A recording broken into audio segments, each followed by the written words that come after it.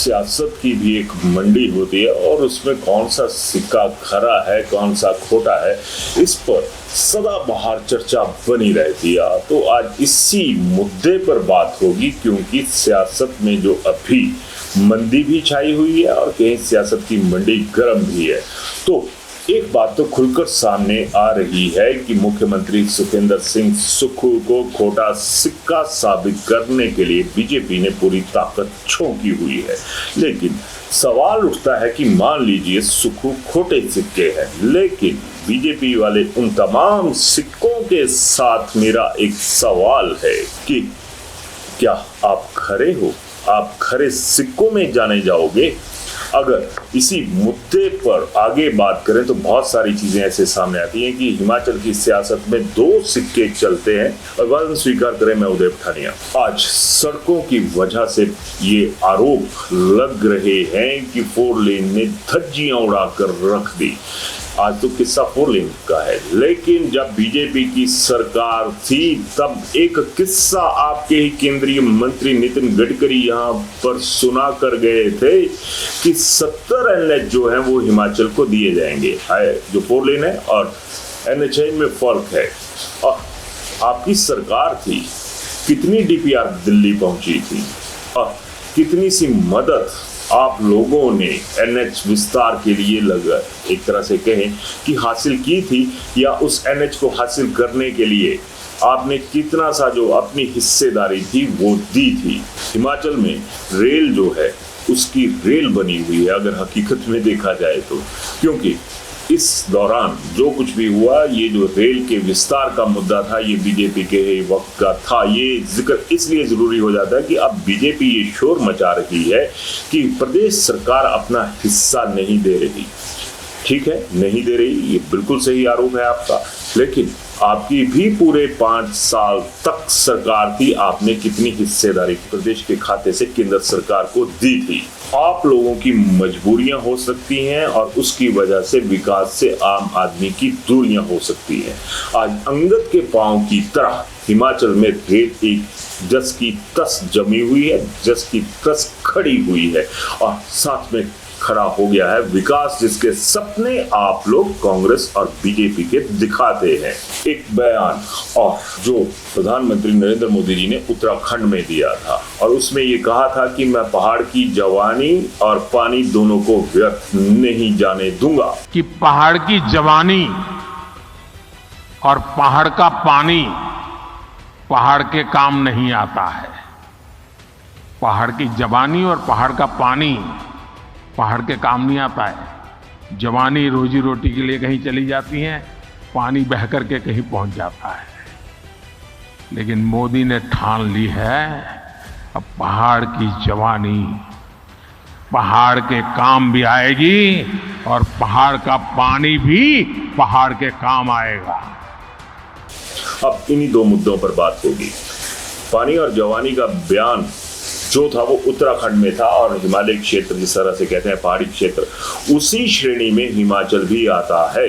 लेकिन आपके दौर में जवानी का क्या हुआ? बीजेपी से सवाल है मेरा। आपके दौर में पानी के साथ क्या हुआ? दोनों की जवानी भी एक तरह से पहाड़ी भाषा में कहूँ कि रुलती हुई नजर आई, बर्बाद होती नजर आई, और पानी भी बर्बाद होता हुआ नजर आया।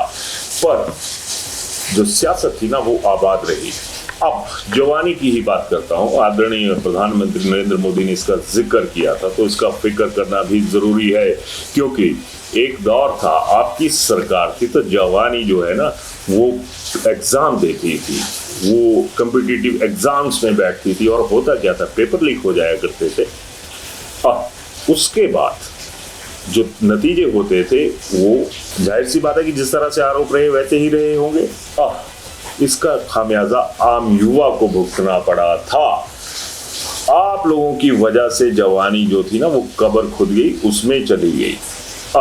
कांग्रेस की सरकार आई तो ये भी सच है कि अभी तक इन कांग्रेसियों ने सिर्फ उस जवानी पर मिट्टी नहीं फेंकी है, लेकिन जो जवानी है ना वो कब्र में ही है। इस चीज से इनकार नहीं कर सकते और इस चीज से बीजेपी भी इनकार नहीं कर सकती कि जिन नरेंद्र मोदी के नाम पर आप लोगों की सियासत चलती है ना, जो उनकी वाणी होती है ना, जिसका आप इस्तेमाल अक्सर राजनीतिक मुद्दों में करते हैं, वहां पर जवानी का क्या हुआ। अब पानी के मुद्दे पे आ जाते हैं। पूर्व में प्रोफेसर प्रेम कुमार धूमल की सरकार थी, उस दौरान धूमल साहब ने बीबीएमबी के साथ 4200 करोड़ रुपए का जो एक मुकदमा था वो जीता था। और उसके बाद आप कांग्रेस की सरकार भी आई और वीरभद्र सिंह जी मुख्यमंत्री रहे और उसके बाद जयराम ठाकुर जी की सरकार आई, लेकिन वो पैसा कहीं नजर नहीं आया। पानी भी बर्बाद, जवानी भी बर्बाद। और जब इन दोनों चीजों को देखेंगे तो ये साफ नजर आ जाएगा कि यहाँ पर तो भाजपा उस चीज का भी ख्याल नहीं करती है जिस चीज में, जिस तथ्य में अगर मैं ये कहूँ कि एक कविता बन जाती है कि जवानी और पानी दोनों हिमाचल के हैं या उत्तराखंड के हैं, वो बर्बाद नहीं होने दिए जाएंगे। फिर आखिर हम भरोसा करें तो किस पर करें। यहीं पर एक जिक्र और आता है, पुराने नेताओं को लोग क्यों याद करते हैं, उसकी भी वजह है। आपको याद होगा कि शायद 2010 या 9 की बात होगी, तत्कालीन मुख्यमंत्री प्रोफेसर प्रेम कुमार धूमल एक बिल लेकर आए थे और उसका नाम था सर्विस गारंटी एक्ट। और उसमें ये जो बिल था, इसकी सारी रूपरेखा तैयार थी और बाद में इसको इम्प्लीमेंट भी होना था। और आलम देखिए, ना अफसरशाही काबू में आई, ना नेताशाही काबू में आई, क्योंकि ये एक्ट ही धूमल साहब ने कुछ इस तरीके से डिफाइंड कहें, रिफाइंड कहें, सब कुछ था कि आपको तय सीमा के तहत जो गारंटियां हैं वो पूरी करनी होंगी। लेकिन आधा अधूरा एक्ट जो है ना वो लागू हुआ। अफसरों की भी मौज रही और नेताओं की भी मौज रही, चाहे वो कांग्रेस के थे या बीजेपी के थे। वजह यही थी कि गारंटियां देने की आदत तो हमारे हुक्मरानों को भी है, हम जो हमारे नेता है ना उनको भी है, वो एक्ट उन पर भी लग सकता था, तो लिहाजा वो उन्होंने ढील दे दी। अफसरों को अंदाजा हो गया कि इस एक्ट के शिकंजे में अगर फंस गए तो फिर राहत नहीं मिलेगी, आफत ही आएगी। तो अफसरों ने भी उसको अच्छी तरह से इंप्लीमेंट नहीं किया। हालांकि इसमें तमाम सर्विसेज जो आम आदमी को मिलनी थी उसके लिए एक वक्त तय किया गया था कि इतने वक्त के तहत आपको नतीजा देना होगा। लेकिन गारंटियां, अगर कांग्रेस की बात करूं ना तो 10 गारंटियां हैं उनकी। अगर ये एक्ट से ही महीनों में लागू होता तो फिर कांग्रेस की क्या हालत होती। हमारे आपके हालात तो देखे ही किसने। लेकिन सियासत के लिए सियासत का होना नहीं रुक रहा है तो सिर्फ आम आदमी का विकास। और अब तो विकास बोलते हुए भी शर्म आती है, घिन आती है, क्योंकि इन चीजों का आम आदमी के साथ कोई लेना देना ही नहीं है। राजस्व घाटा, इसकी बात बहुत करते हैं बीजेपी भी और कांग्रेस भी।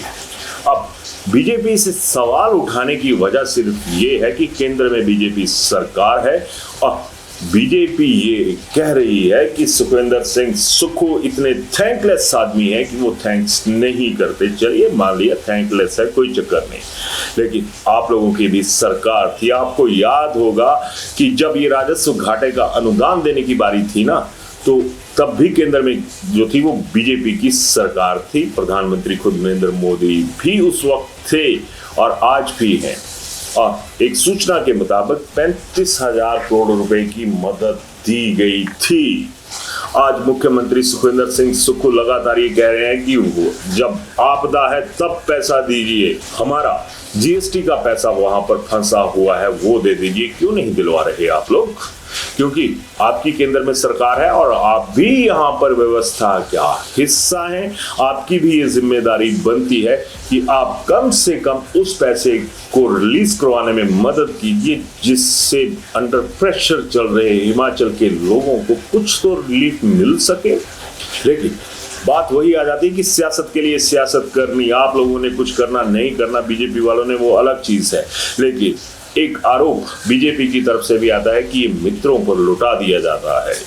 तो व्यवस्था का हिस्सा आप भी है ना, आवाज बुलंद कीजिए। और चंद मित्र मान लीजिए हैं भी, तो क्या जनता आपके लिए अहम है या मुख्यमंत्री सुखविंदर सिंह सुक्खू के मित्र आपके लिए अहम है? आम आदमी के वहम कब तक रहेंगे? बीजेपी और कांग्रेस दोनों से ये मेरा साझा सवाल है कि आप खरे और खोटे की जंग लड़ते हैं। तो मैंने पहले भी कहा कि मान लीजिए सुखविंदर सिंह सुक्खू आपके कहे मुताबिक खोटे सिक्के हैं, आप कितने से खरे हैं? उदाहरण दे रहा हूं बकायदा।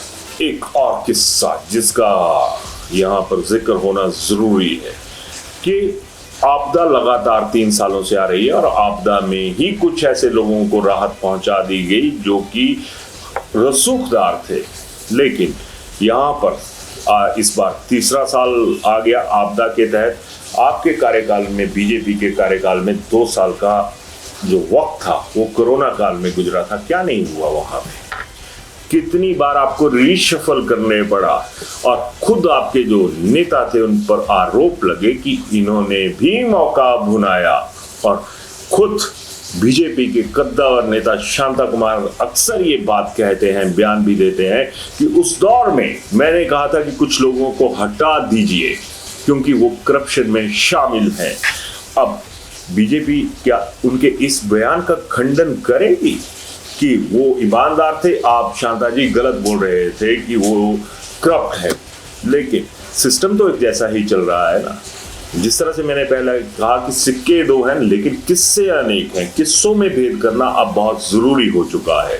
खैर, आप लोगों को बीजेपी को कमल का फूल दिखता है, कांग्रेस को हाथ दिखता है, लेकिन लोगों को जो आप लोगों की वजह से अंधेरा पसरा हुआ है ना, उसमें हाथ को हाथ अपना ही नहीं दिख रहा है। कमल के फूल की तरह ताजगी किसी चेहरे पर नहीं है, ताजगी है तो हाथ वालों के हाथ में और जो कमल के फूल वाले उनके हाथ में। और मुरझाए हुए हैं तो आम आदमी, मुरझाया हुआ है तो यूथ, और इन तमाम चीजों में व्यवस्था मुरझा कर रह गई है। उस ताजगी की ऐसी की तैसी होकर रह गई है जिस ताजगी के लिए आज आम आदमी तरस रहा है। आपदा के इस दौर में अवसर मत ढूंढिए, और अवसर ढूंढने हैं तो राहत के ढूंढिए। आपदा के दौर में विपदा मत तलाशिए। आप जो आम आदमी के लिए विपदा हो, नेताओं के लिए कोई विपदा नहीं होती है। अब बात आती है कि सुखू क्यों खोटे सिक्के हैं। सियासत के लिए खोटे सिक्के हैं ना, आपकी जो बयानबाजी है उसके लिए खोटे सिक्के हैं। आज की डेट में अगर ये देखा जाए तो कहीं ना कहीं सरकार राजस्व बढ़ाने के लिए अफसर ने पैदा करने के लिए गंभीर नजर आ रही है। जवानी और पानी दोनों के लिए लड़ रही हो या ना लड़ रही हो वो अलग चीज है, लेकिन ये बात सच है। और जवानी और पानी के बीच में अगर देखेंगे तो पानी की लड़ाई कांग्रेस यहाँ पर लड़ती हुई नजर आ रही है। और उसके बावजूद भी आप लोगों को अपने वजूद अहम लगते हैं। जनता, तमाम जो राजनीतिक दल हैं, हिमाचल के 2 ही हैं वैसे, उनके लिए वहम है। ये वहम का कोई इलाज ही नहीं है। जब वहम का इलाज नहीं है तो जनता वालों आप भी सुन लो, हम भी जनता का हिस्सा हैं कि हमारा फिर क्या इलाज होगा, क्योंकि कहा तो ये जाता है ना कि वहम का कोई इलाज नहीं है। खैर, खरे और खोटे का फैसला आप लीजिएगा। ये मुद्दा मैं आपके सामने रख रहा हूँ और ये जरूरी हो जाता है कि आपकी निष्पक्ष राय सामने आनी चाहिए। एक के दौर में आरोप लगे कि उन्होंने नौकरियां बेची, पेपर लीक हुए। दूसरे के दौर में ये आरोप लग रहा है कि नौकरियां ही नहीं आ रही है, तो फिर हम लोग कहां जाए? जरूर सोचिएगा। धन्यवाद। शिमला होटल, घर के बाहर घर जैसा अपनापन। अपने वेकेशंस को सुनहरी यादों में पिरोएं शिमला होटल के साथ। राजसी वैभव और राजस्थानी आव भगत, जो देगी आपको एक रॉयल फील। हिमाचल वासियों के लिए जयपुर में ठहरने का अपना hotel, Shimla hotel. Heritage above 1, हवा महल रोड, चांदी की टकसाल, जयपुर।